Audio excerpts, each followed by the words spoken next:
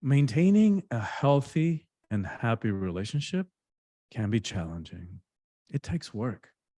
And even the healthiest of partnerships are going to hit a rough patch here and there.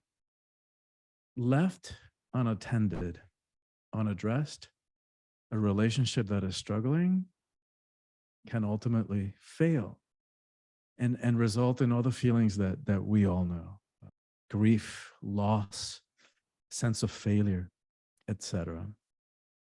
So here are a few things that you can practice to rekindle a relationship, to bring it back to center, back to a positive state of being. Number one, open, honest communication.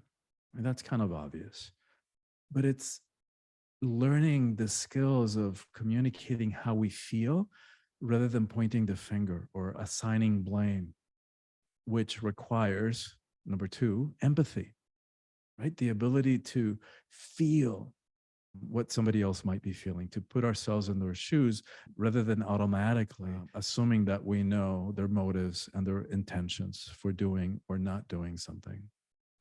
Part of that, number three, is active listening, right? Which is an art to really learn how to listen to somebody, because we're really listening to what they're saying and even to what's between the words, what's being expressed through body language or even actions or behavior.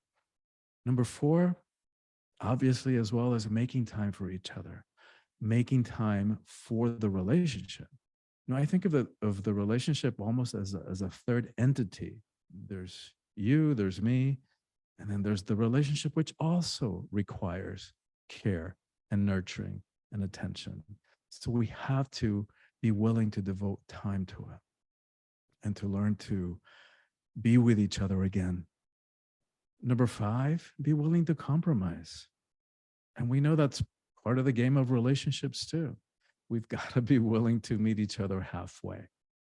We're not going to win every battle, and we shouldn't win every battle.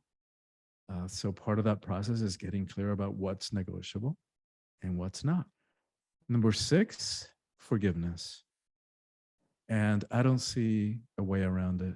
As long as we're holding on to whatever they did or failed to do, there's no way that we're going to be able to get back to that place of trust and being and togetherness and connection. So we've got to find a way to learn how to forgive, even if sometimes that feels impossible. And number seven, get some help. Sometimes it's really good to have a professional mediator, whether that's a coach or a therapist, somebody who's going to be able to hold space not only for each of the partners individually, but also for that relationship, for the partnership itself. So I'm going to hold both people's highest good in mind, as well as the highest good for the relationship. Improving a troubled relationship, it's going to take work on the part of both partners. It's going to take patience, commitment, dedication, and it is well worth it. And putting into practice these 7 simple principles, simple, not necessarily easy, will definitely facilitate the process, and it will be well worth it.